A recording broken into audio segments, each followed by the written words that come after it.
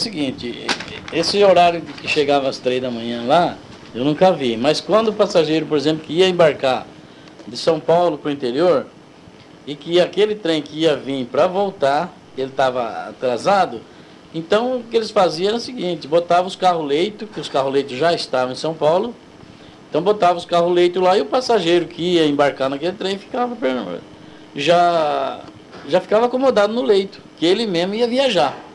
Então aí podia ser, né? O trem saía 2 horas, 3 horas da madrugada. Então esse passageiro que tinha bilhete do leito, então eles ficavam acomodados nos carros-leito.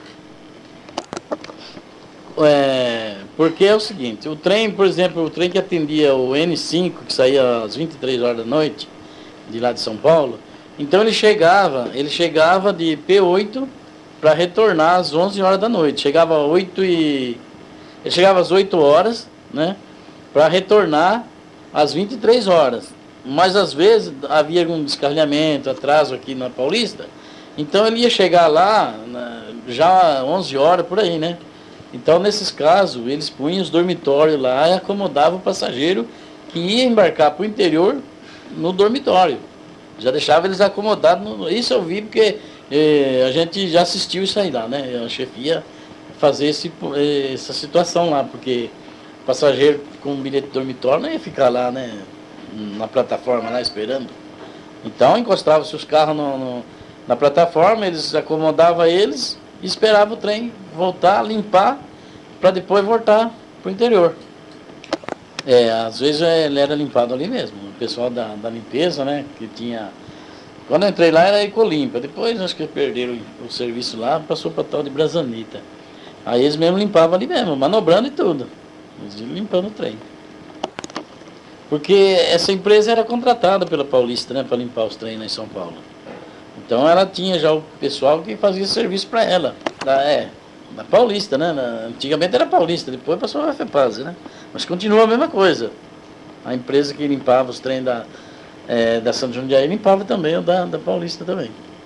Então, essa situação eu nunca vi lá não, sabe por quê? Os trens da Paulista, o que chegava mais tarde, lá chegava, era o P18 da Araraquarense, ele chegava às 9 horas da noite, e depois tinha um outro que ia daqui de Bauru para lá, chegava às 22h48, mas esses trens não conduziam carro dormitório. Então, esses dormitórios, eles ficavam em São Paulo porque eles chegavam de manhã cedo, chegavam nos N de manhã cedo, então ele ficava para sair à noite de volta. Agora, a composição do trem, que ia fazer aquele trem N5, por exemplo, que saía às 23 horas, depois mudou para mais cedo e tudo. Então, esses carros dormitórios, eles já estavam lá. Então, a composição que ia fazer esse trem, ela vinha para depois voltar. Porque a Paulista, na verdade, ela não tinha carro assim subsilente lá em São Paulo para qualquer eventualidade ali, entendeu? Quando ela necessitava de um carro maior no trem, ela mandava nos próprios trens dela, já punha em Rio Claro, mandava para São Paulo, chegava lá, geralmente o feitor de manobra já sabia que aquele carro ia ser a maior num dos trens lá. Então, ela não tinha depósito em São Paulo, que ficava... Tá. Ela não tinha carro lá em São Paulo para ficar atendendo trem nenhum. Então, os trens quando da Paulista chegavam em São Paulo, se eles estavam atrasados, eles manobravam ali mesmo. Dava um jeitinho de manobrar ali mesmo e já voltava dali mesmo. Agora, uma época, esses trens chegavam em São Paulo, manobrava-se no pátio em São Paulo, porque São Paulo tem um pátio ali de manobra.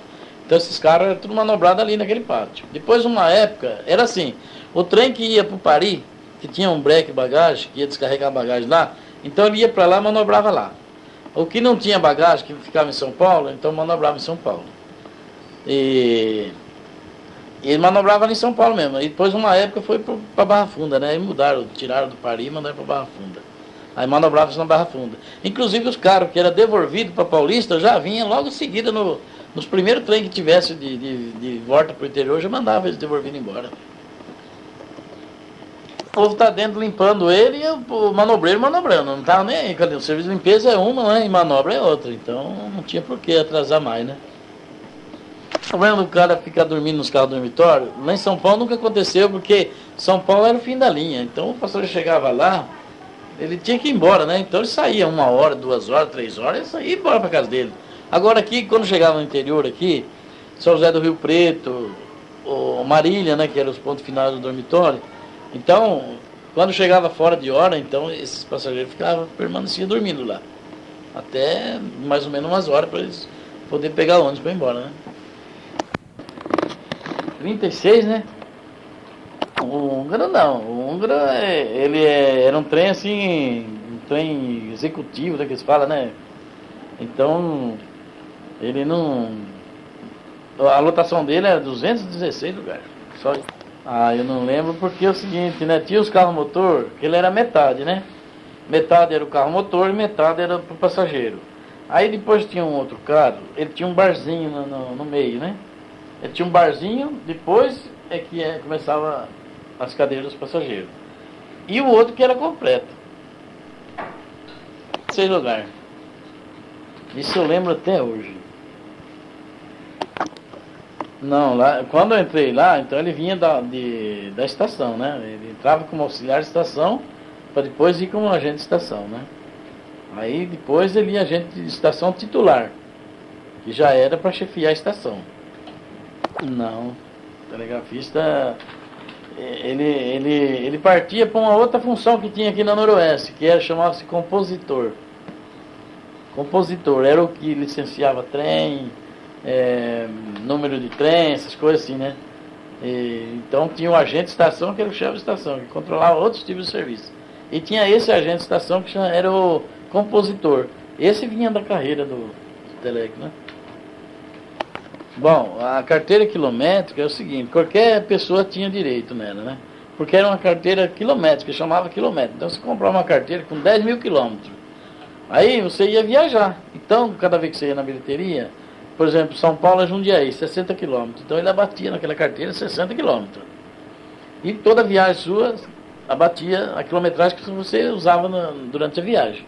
Então chamava-se caderneta quilométrica. Tinha que ir na bilheteria, carimbar ela, o bilheteiro ia lá, carimbava, anotava os quilômetros que você ia usar, tudo, e chamava caderneta quilométrica. Agora, o passe com 75% dava direito só ao empregado da ferrovia. Primeiro, cada ferrovia dava esse direito, né, para o empregado dela. Aí depois passou a dar direito tanto o pessoal da rede como na FEPAS, como o pessoal da FEPAS na rede. Então esse passe era com 75%. Tinha 75% de abatimento. Ele pagava então 25% só da passagem. Que é a ferrovia. Você podia comprar uma carteira quilométrica e viajar, entrar lá em São Paulo, embarcar em São Paulo no trem da São Jundiaí, passar pelo trem da FEPAS e depois pegar o Mogiano também para Brasília. Quer dizer, depende da quilometragem que você ia usar. Abatia os quilômetros, né? Aí você ia comprar a caderneta e ia pagar um valor por aqueles quilômetros que você ia rodar. Então chamava-se carteira quilométrica. Mas quem usava muito isso aí era mais o pessoal de Campinas, que usava para trabalhar em São Paulo. Então esse pessoal usava, a maioria deles usava essas carteiras quilométricas. Não, aí ela cobra o tanto dela, o preço dos 60 quilômetros dela. E a Paulista cobra os 40, né? Que é mais 40 quilômetros de Jundiaí a Campinas, né? Então ela cobra aqueles 40 dela. Ela tinha uns controlezinhos, uns bilhetinhos, quer dizer, cada vez que o passageiro viajava, ele tinha um controle daquele na caderneta e tinha um que ficava na bilheteria para controle das estradas de ferro, né? Na chegada, você fala? Na chegada em São Paulo? Então, tinha um trem lá que eles recolhiam os bilhetes assim lá, mas esses bilhetes não serviam como base para isso não. O que servia como base é que quando o passageiro ia lá tirar o bilhete, já ficava um canhotinho lá, que ele entrava com ele na receita. A parte de dinheiro das ferrovias chama receita. Então, quando o passageiro comprava o bilhete lá, então ele já deixava um canhotinho daquele. O bilheteiro já fazia um abatimento nos quilômetros que ele ia viajar, e aquele bilhetinho servia como comprovante já para a empresa, né? Descontar o dinheiro. Não, a contagem de passageiro era feita só quando eles cismavam que estava muito fraco, né? Então, aí fazia-se contagem dos passageiros, mas era para tirar trem da linha, né? Aí a base deles seria assim, quando os bilhetes são tudo numerados. Esses bilhetes que faziam esses bilhetes era tudo na Moca, em São Paulo. Então, esses bilhetes, ele já era numerado. A FEPASA sabia quantos bilhetes ela tinha, a São Jundiaí também sabia. Então, eu creio que a base deles fazer o desconto era Procedência e o destino do bilhete mesmo. Não, a única coisa que dava direito a viajar de graça ali na Santos Jundiaí era o passe americano. Ou passe americano, ou passe por conta do governo, ou passe com 75, então esses aí dava direito. Agora essa carteira aí nunca vi não. Passe americano eu cheguei a ver lá, peguei lá para trabalhar, trabalhei com ele lá, vi ele. Então, ele é vendido no país que a pessoa tiver, né? Ele, por exemplo, vendeu lá num país de fora lá, ele vem aqui e viaja com esse passe aqui. Passe americano, dá direito em todas as ferrovias aqui, que vem. Ele vem escrito em inglês, se ele vendido lá, ele vem escrito em inglês, né? Mas a gente já mais ou menos sabia, né? Que era um passe americano, estava escrito América, não sei o que lá, tá. Então a gente sabia que era um passe americano, dando direito a viajar nas ferrovias. Por isso ele não tinha nem destino, né? Então, onde o passageiro entrasse, ele ia embora, viajando. No serviço de pessoal de máquina, quando eles iam assim, num lugar assim, que eles iam voltar embarcado, então eles já tinham que levar um passe. O passe dava direito a ele voltar embarcado no trem. Da onde ele tivesse, né? Então o passe era de estação a estação, chamava o passe. Aí aquele passe dava direito dele embarcar, vinha embarcado embora. Se ele não tivesse o passe, o certo mesmo, né? É cobrar a passagem do indivíduo. Aí ele que reclama depois com quem ele quiser. Mas o certo é cobrar a passagem. Não, de passageiro, de maquinista em retorno assim, não. Nunca cobrei. Eu não sei, não, a Paulista ou a FEPAS, aí depois, eles mantinham as máquinas só para passageiro, né?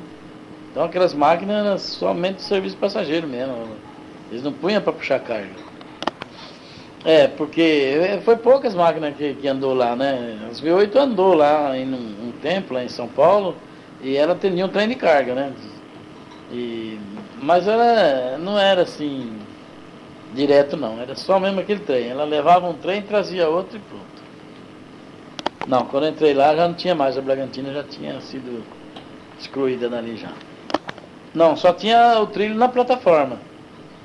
Que ali tinha um buraco assim na plataforma, né? Onde entrava a Bragantina. Só isso. Ele é supervisor de máquina, né? De tração. Serviço de tração, ele é supervisor. Não, de tração, né? Eles que... É aquele pessoal que fiscaliza serviço de máquina, né? Maquinista, tudo. Então, maquinista, depois ele vai para supervisor de tração. Isso porque toda a experiência que tinha, assim, então tinha que ter um inspetor de tração junto, né? Para acompanhar o serviço, né? As duas máquinas para poder andar certinho, né? Sem problema. Não fiquei sabendo disso aí não. Porque depois dava para cá já, né? Então, coisa de lá é meio difícil, gente. Do rolamento. Eu quando eu entrei lá já, que eu fiquei assim, espiando de pertinho as máquinas, era tudo rolamento mesmo já. Nunca vi eles falar que faltou óleo naquilo lá não. Sempre rolamento mesmo. Não, eu sempre vi que era rolamento. O jeito do truque ali, a gente olhava, né? Sempre foi rolamento. Rapaz, eu acho que regulava mais ou menos, viu? Tinha uma pouca diferença, né? Uma pouca diferença. Eu não me lembro bem assim não, mas acho que o salário de lá eles era mais ou menos bom, viu? Não falava, nunca vi ninguém falar isso. Não, nunca vi ninguém comentar mais não. Isso aí não. Sempre, o salário é sempre aquele mesmo, né? É por nível, né? Um tem um nível maior, outro mais baixo, outro já com cargo mais alto. Era assim, né? A diferença assim não. Mas tinha assim, né? Tinha sim a diferença. Agora não sei se era o de lá da Santo José que era mais alto ou era mais baixo, não sei. O meio de comunicação que eu lembro lá era mais o telefone mesmo. Sempre telefone, né? No meu tempo não tinha mais isso aí não. Já tinha acabado tudo isso aí. O telefone era mais rápido, né? Aí tinha depois o telefone no meio ao longo da linha. Então aí já era outro telefone, né? Só que lá esses telefones já falavam direto com o movimento. Não tinha estação no meio. Lá de Jundiaí? Então lá era do Roberto, né? O Roberto que era o concessionário daquele bar de Jundiaí lá. Não lembro. Só o primeiro mesmo. Ah, não, eles só era aberto quando tinha trem, né? Quando tinha trem, eles abriam para vender as coisas lá. Aí se não tinha trem durante a noite, ele fechava. Sim, ele saía ali da frente, ali, onde hoje está a maquininha, um loco break lá, no lugar lá, né? Lá não tem mais a linha. Então, saía dali o ramalzinho de Ituano. Ia para Itu, né? Por fora. Ali, eu não cheguei a ver. Só cheguei a ver ali o buraquinho da linha, aí depois tiraram e fizeram uma escala de maquinista lá até. Com certeza, a gente pegava em Jundiaí e ele já vinha, né? Já vinha certinho. Então, o que a gente achava virado, ele mandava desvirar também, não deixava não. Ele chegava lá, falava, acho que daqui pra lá agora vai relaxar, aqui nada. Aí é que nós botava a ordem mesmo. Aí a gente fiscalizava mesmo direitinho. Né? Marcha do trem, né? O banco tem que estar no sentido da marcha do trem. Então, nós também não aceitava que virava o banco, não. De jeito nenhum. Nem quando ia de Jundiaí para São Paulo e nem muito menos ainda de São Paulo para Jundiaí. Aí não deixava mesmo. Ah, com certeza. Chegava assim, a família, nós somos família. E eu já falava bem claro, quando você morrer, você vai ser sepultado num cemitério aqui, agora o outro aqui vai ser sepultado no outro cemitério. Por que aqui você quer estar juntinho aí? Então, o banco não pode virar, tem que ser de acordo com a marcha do trem. Aí não deixava mesmo, não. Pô, explicar bem direitinho já pra pessoa, né? Pô, quando morrer, um vai para um lado, outro vai para o outro. Por que aqui quer tá tudo juntinho? Ó, chegar lá em São Paulo, você reúne de novo. Porque pagou a passagem, né? Acha que tomou conta, comprou o trem tudinho. Não, não é nada disso. O senhor comprou a passagem apenas para o senhor viajar. Aqui o senhor está dentro do regulamento da empresa. E nós estamos aqui para fazer cumprir o regulamento. Então não tem por que virar banco. De jeito nenhum, não vai virar banco não. E outra coisa, muitos forgados viravam banco para pôr o sapatão em cima lá, sabe? Aí o outro sentava e saía com a marca do sapato do cara na bunda. Então não podia de jeito nenhum virar banco. Geralmente mais esses molecão novos, né, que gostam muito de aprontar mesmo, né? Então eles faziam isso aí, virar o banco para pôr o pé em cima.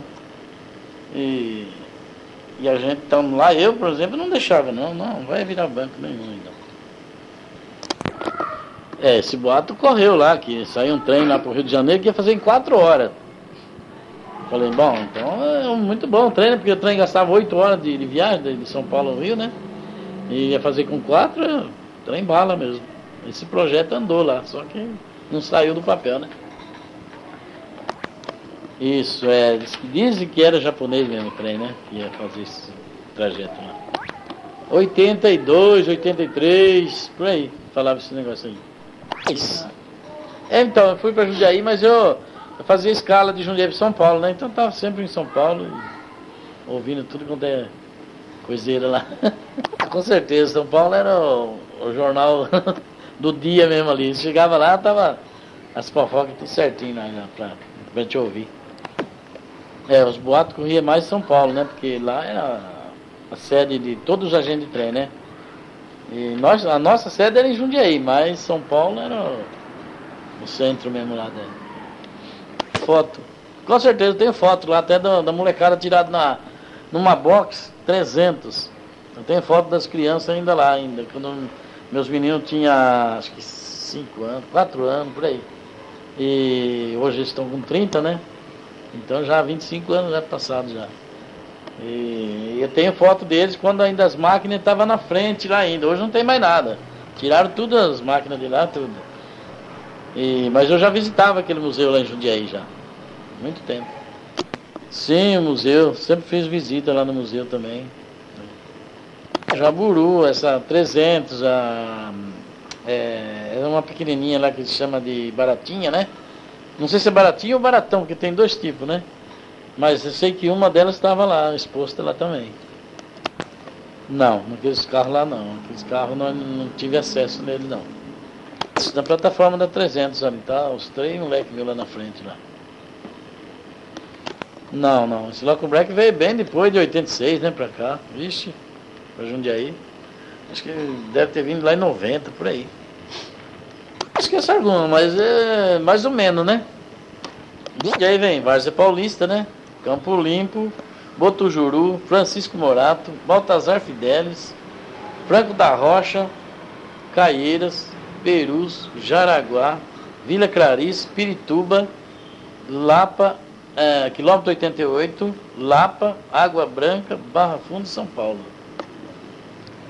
Para lá vem São Paulo, para lá vem o Braz, vem a Moca, Tamanduateí, Ipiranga, Utinga, Prefeito Saladino, Santo André, Capuava e Mauá. Aí depois vem Ribeirão Pires, Rio Grande da Serra, Campo Grande e Paranapiacaba. Aí vem Piaçaguera, Alemoa, aliás, falando certinho mesmo, é Raiz da Serra, Piaçaguera, Alemoa, Cubatão e Santos. Uma paradinha, né? A paradinha que tem ali, eles falam Tietê, né? Mas é a parada, quilômetro 88. Vários eram uma cidadezinha, né? Só tinha as paradas ali, só mesmo o P1 de manhã, o P2, o P1 que fazia de São Paulo a Rincão, depois o P2 que vinha de Rincão, depois o Campo Limpo também eles paravam, né? Depois de Francisco Morato para lá já é só subúrbio, né? Campo Limpo já era uma cidadona grande já, vixe. Eu acho que Franco da Rocha era maior que Francisco Morato naquela época. Tem o Tinga, depois tem o Prefeito Saladino, depois Santo André. O município de Santo André ali. Acho que tudo já emendado, tudo junto, né? Só a estaçãozinha, né? Eu acho que ela pertence a Cubatão, viu? Porque parece que tá mais perto de Cubatão, né? Aí depois Santos, né? No meu tempo, era telefone, né? Aqueles telefones.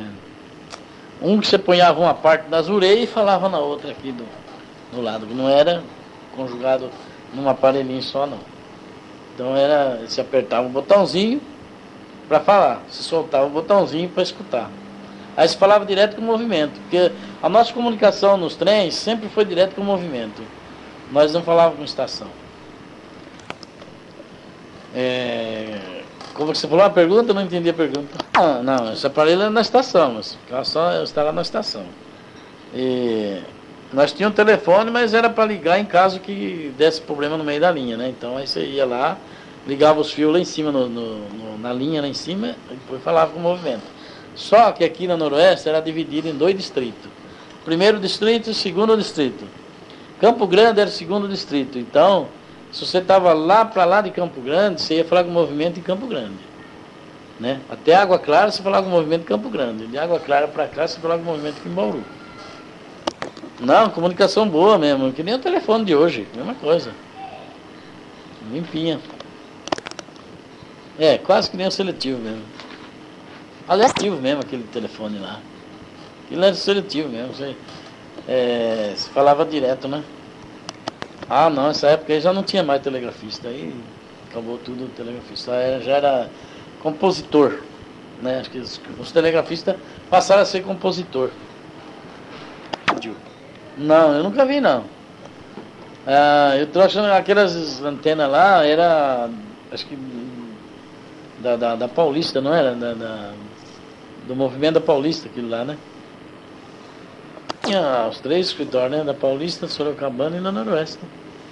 Dentro das pontas lá, um era Sorocabana, na outra ponta era Paulista. E a Noroeste no meio, né? O Paulista era onde a Paulista tinha os escritórios dela tudinho, né? Era lá. Mas funcionou uma época o movimento da Paulista aqui na estação da Nobre. Parece que eu me lembro que funcionou aí uma época.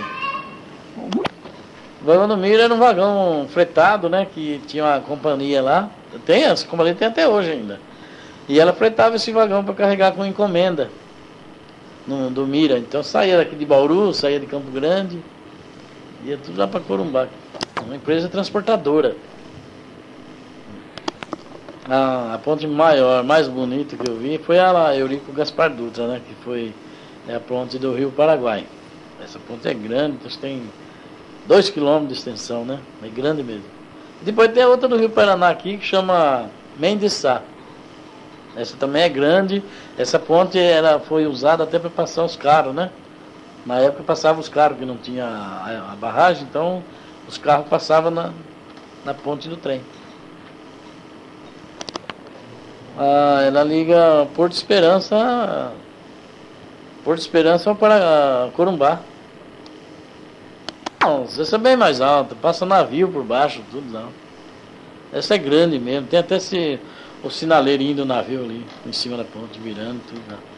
Ela é alta mesmo, porque ela faz uma curva. Ela começa subindo assim e vai. Então no meio deve ser o ponto mais alto, né? A ponte é grande mesmo, inclusive quando dava problema no trenzinho lá do Porto Esperança, porque existe, não é bem Porto Esperança. Porto Esperança é uma outra estação que tem a 7 quilômetros dali de Agente Inocêncio. Então tem o ramalzinho que vai para Porto Esperança. Então quando dava problema no trenzinho lá deles lá, que tinha um trenzinho que fazia Porto Esperança, Agente Inocêncio. Então dava problema, eles traziam o passageiro de barco até na ponte e subia a ponte lá para pegar o trem lá em cima. Aí o movimento dava um telegrama, fazia parada do trem lá. Aí tem a escadinha, o passageiro sobe ele por ela, a escadinha até lá em cima. Mas tem que fazer com segurança, né? É alto mesmo, mas era o único jeito que tinha para levar os passageiros lá. Levava de barquinho e lá e subia a escadinha, pegar lá em cima. Quem queria viajar tinha que ser assim. Ou então andar a pé lá, 7 quilômetros da manhã, e ele chegava primeiro que o trem. Aí não chegava. Falando daquele pessoal que você fala que gosta de impor, né? Ele comprou uma passagem e ele acha que ele comprou o trem. Então, vinha um pescador no trem e houve um descarrilhamento, né? Aí o que nós tivemos que fazer? Tivemos que fazer baldeio. Quer dizer, o trem de lá passar para cá e o daqui passar para lá. Aí vinha uns engraçados de uns pescadores na frente. E proibindo, rapaz, proibindo de eu receber o passageiro ali, porque as plataformas do Noroeste é tudo curtinha. Então, malemar para-se o breque lá. E como esse carro estava na frente do breque, tinha que parar ele. E então o engraçadinho, um doutor lá, falava assim, aqui não vai entrar ninguém. Aí foi onde eu encrespei com ele também, né? Aqui não vai entrar ninguém, você não manda nada aqui? Assim, porque tem medo que vai roubar minhas coisas. Não, ninguém vai roubar nada seu aqui não, porque a turma que vai embarcar aqui são tudo pessoas assim, bem simplesinha mesmo, né? Aí, mais pra frente, começaram a invocar de novo. Aí eu falei o seguinte, você quer saber uma coisa? Vocês vão ficar lá atrás, no último vagão lá, para não encher o saco mais nosso aqui. Parei o trem lá em Garcia, chamei o movimento e mandei manobrar o trem. Manobrou o trem, tirou os carrinhos dele lá, jogou lá para trás, o último lá. Falei, não quero ver nem a cara suas mais aqui, seus doutores, vai embora para lá. Porque eles compram o carro, né? E pensam que é o dono do trem, já comprou o país, o estado, tudo. Então não é bem assim, né? Compra passagem para viajar ou então fretou o carro. Por isso tem uma plaquinha lá, tá o regulamento todinho lá para eles lerem, né? Mas esses engraçadinhos achavam que eles tinham direito de fechar a porta do carro e não entrar ninguém lá. Ele fechava e ia lá, abria. Porque eu tinha chave, né? Até que enfim eu peguei e mudei a disposição. Manobra-se o trem aqui, já está perdido mesmo, já estava atrasado um bocado de hora, vai atrasar mais ainda. Aí atrasou mais um pouquinho o trem, mas tiramos ele da frente, lá para trás, no último carro lá. Olha lá, vocês vão sossegados lá. Ninguém vai entrar nos seus carros. Isso aí foi uma passagem que eu tive aí na Noroeste. O fretamento era do carro só para eles. Mas eles não podiam proibir que ninguém embarcasse ali para poder entrar dentro do trem, né? Porque naquele dia houve o descarrilhamento, isso, tinha que passar por dentro dele, né? E eles achavam que ia incomodar eles. Então, eu falei, bom, não tem nada não, nós vamos parar esse trem aqui em Garcia, nós manda manobrar ele e acabou. Aí manobrou o trem, deixou ele lá no último lugar do trem lá. Aí fica lá na cauda, lá que lá ninguém vai incomodar você aí. Esse pessoal era de Marília, né? Uns doutores aí de Marília aí de vez em quando fretava os carros aqui da Noroeste para ir pescar, né? Então, beber com certeza, né? Aquele pessoal quando vem de lá para cá, já vem quase tudo bêbado mesmo, né? E esse daí acho que desconfio que ele tava um pouquinho meio alterado, viu? Sempre teve, né? Porque teve esses carros quando vai fretado, sempre tem um, né, que é engraçadinho, quer andar por lá, catar as mulheres, levar lá pro carro deles, né? Sempre tem isso aí. Então tem que dar em cima dele. Proibir ele e falar, seu carro é lá, fica quietinho lá, que ninguém vai incomodar você lá. E aqui você está incomodando os outros porque está de fogo, né? Então a gente, quando era assim, já chamava a atenção da pessoa. E muitos deles, né, Eles acatavam certinho, não voltavam pro carro, ficavam por lá mesmo. Pelo regulamento da rede, ele fretou o vagão, mas ele está sobre as ordens da rede, né? Então ele tem que obedecer qualquer regulamento dentro da empresa. Aí, para cumprir o regulamento, existe o chefe do trem, o ajudante que está lá. Então, eles têm que cumprir o regulamento, né? E a passagem já é um passe feito, né? Com fretamento, tudo certinho, e de volta, tudo. Tem que ter passagem, né? Tem que ter passagem de um carro para o outro, porque como é que faz, né? Esses carros aí é o seguinte, eles têm uma salinha na cauda dele, assim. Então aquela salinha tem um banco comprido, cabe acho que 6, 7 pessoas lá, né? E depois tem as gabininhas deles dormir. Conforme o carro tem 4 cabines, outros tem mais, outros tem menos, né? Então, quando excede o pessoal, aí eles arrumam a cabine nos carros dormitórios. Com certeza, a comida, a bebida, eles levavam tudo ali. Porque esse carro ia ficar com eles já na beirinha do rio lá, no Porto Esperança. Vai de fogo e volta de fogo. Aí a turma aí não perde tempo com as bebidas, viu? Nossa Senhora. Os peixes trazia, né? Os isopor cheio de peixe aí, mas só que lá é o seguinte, tinha os peixes que tinha medida para trazer, né? Agora, ele podia trazer até fora de medida, mas se o fiscal pegasse o IBAMA, né? A polícia do IBAMA, que de vez em quando vinha fazer a batida nos trens, né? Aí eles pegassem assim, peixe maiado de rede, eles não deixavam passar não. Se eles tivessem alguma fiscalização para fazer no trem, ele vinha. Na estação ele ia lá fazer a fiscalização. Inclusive uma vez lá em Miranda, eles foram lá e pegaram uma caixa do Cláudio Mantini aqui cheinha de peixe. Mas distribuiu tudinho para a turma lá. Que já estava pescado mesmo, né? Mas não deixou o homem trazer o peixe. Fica parado, né? Fica por conta deles. Avisa o movimento que fiscalização do IBAMA. E lá no Mato Grosso tem muito disso, né? Porque, sei lá, lá é que eles fazem essa fiscalização em peixe, né? Inclusive um dia pegaram um engenheiro Lockman aí, rapaz. Acho que levaram tudo o material de pesca dele embora. Mas nesse dia aí ele não veio no trem, ele veio no trem noturno. Mas quando chegou cedo, né, em Campo Grande, o trem em Campo Grande passava na frente da polícia florestal, assim. Aí ele via o trem passando ali, ele corria, descia reto aqui, chegava na estação, fiscalizava. Chegava primeiro que o trem, porque fazia uma curva assim, ó. Entendeu? Então ele chegava certinho lá, já ia fiscalizar. Parece que uma vez levaram tudo o material do Loki. Da rede, que tinha ido para lá pescar. Estava de férias, né? Foi para lá pescar. Com certeza, nós não aceitava casamento assim de jeito nenhum lá. Então, geralmente, né? Tinha o camareiro lá, né? O camareiro do primeiro carro lá, ele não podia nem sair do primeiro carro. Ele tinha que ficar sentado na cadeirinha dele ali, fiscalizando direitinho, porque ele já mais ou menos conhecia o pessoal do dormitório tudinho, né? Então se passar uma pessoa diferente para lá, dá até para notar, né? Quando é uma pessoa de classe e como uma pessoa que é do dormitório. Então ele não deixava, não podia deixar. Se ele deixasse, ele estava agindo de má fé, né? Não, aí não, aí a gente não falava, não pedia documento de casamento, nada disso não. Você chegava lá com uma mulher na cabine, se era cabine dupla, não tinha problema, você estava com as passagens legalzinho, a gente não ia perguntar se a mulher era sua, de quem que é, nada. Aí não, mas estava com o bilhete certinho, não tinha problema. Se ele tiver com uma cabine dupla, não tem problema, né? Não tem por que a mulher viajar com ele lá. Mas tem que estar documentado regularmente certinho, os bilhetes certinho, porque se não tiver, não pode. Poder até que pode, né? Porque a cabine comporta 2 pessoas. Então, se ele está com o bilhete dela certinho, não tem porquê, né? Aí não tem proibição. Agora, se a cabine é individual, aí de jeito nenhum, aí não pode. Porque a gente já quando via eles lá, eu já conferia, passava conferindo, já via quem era, né? O pessoal, né? Então eu não podia levar a mulher para lá, não. Aí nós não aceitávamos, não. Eu não aceitava. De jeito nenhum. Se eu visse a mulher, ela falou, faça favor, né? Se o carro é lá na frente, pode ir para lá, não dá de ficar aqui não. Aí defamava ela também, né? Não, o vagão do pescador, a gabina é só para uma pessoa.